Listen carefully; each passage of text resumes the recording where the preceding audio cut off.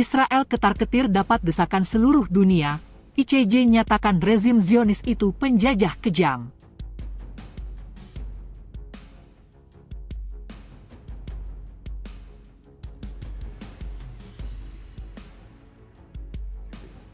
S'agissant de sa conclusion selon laquelle la présence continue d'Israël dans le territoire palestinien occupé est illicite, la Cour considère que cette présence constitue un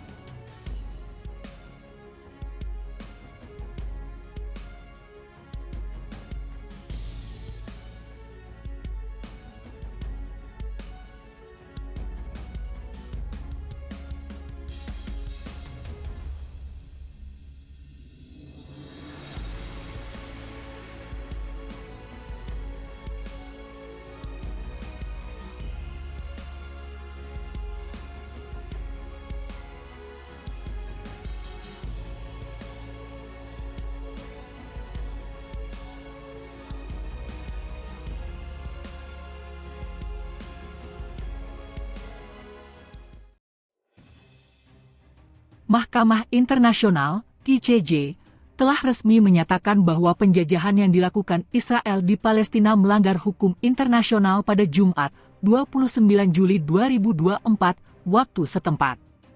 Menanggapi hal ini, Indonesia menyambut positif putusan dari ICJ tentang pendudukan Israel di wilayah Palestina yang melanggar hukum internasional tersebut. Melalui Kementerian Luar Negeri, Indonesia menegaskan putusan ICJ terkait pendudukan Israel di Palestina ini adalah aspirasi masyarakat internasional. Fatwa hukum tersebut telah memenuhi aspirasi Indonesia dan masyarakat internasional untuk mewujudkan keadilan bagi Palestina, tulis Kemenlu RI dalam sebuah pernyataan di media sosial X, Sabtu, 20 Juli 2024. Indonesia menilai ICJ telah memenuhi perannya dalam menegakkan hukum internasional sesuai dengan peraturan. Oleh karenanya, Indonesia mendukung putusan ICJ agar semua negara dan PBB tidak mengakui keberadaan Israel di Palestina. Sejalan dengan fatwa mahkamah, Indonesia mendesak Israel untuk segera mengakhiri keberadaannya yang ilegal di wilayah pendudukan Palestina, tulis Kemenlu. Selain itu, Indonesia juga mendesak agar Israel segera mengakhiri pembangunan permukiman ilegal di Palestina.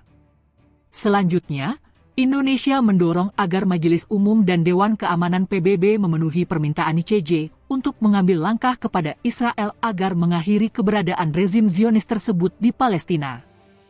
Indonesia mengajak masyarakat internasional dan PBB untuk secara bersama-sama menindaklanjuti fatwa hukum tersebut dan memberikan pengakuan terhadap keberadaan negara Palestina, ujar Kemlu. Sebelumnya, di persidangan ICJ yang digelar di Den Haag, Jumat, 19 Juli 2024, memutuskan bahwa aktivitas permukiman Israel di wilayah-wilayah Palestina melanggar hukum internasional. Hakim Ketua ICJ Nawaf Salam menyatakan bahwa pengadilan PBB itu mempunyai yurisdiksi untuk mengeluarkan opini nasihat mengenai konsekuensi hukum pendudukan Israel di wilayah Palestina. Kebijakan pemukiman Israel tidak sesuai dengan kewajiban mereka berdasarkan hukum internasional, kata Salam selama persidangan.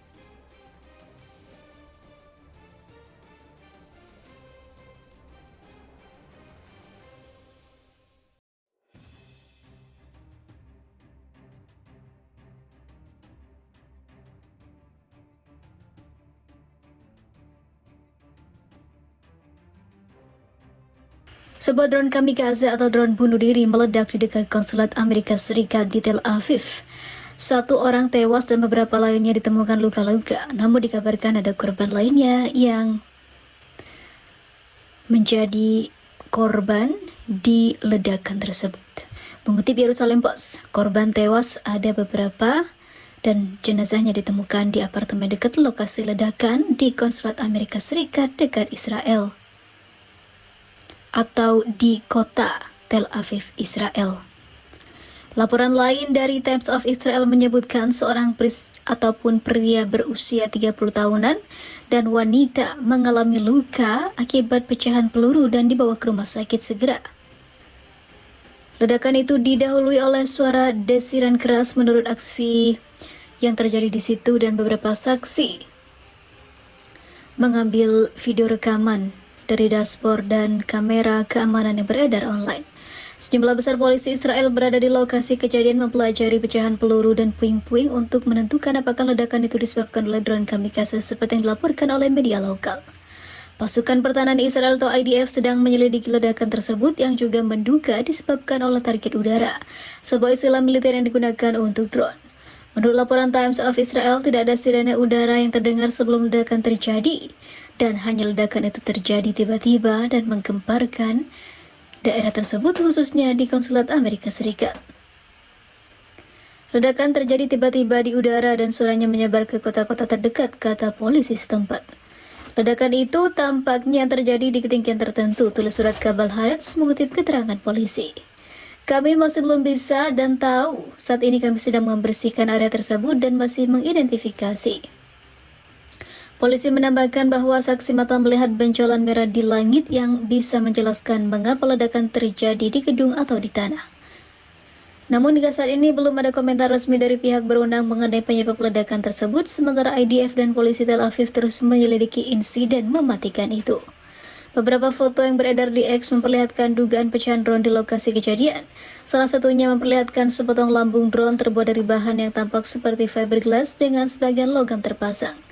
Gambar lainnya menunjukkan sebuah sayap tergeletak di trotoar lebih panjang dari tinggi seseorang di samping sekelompok orang.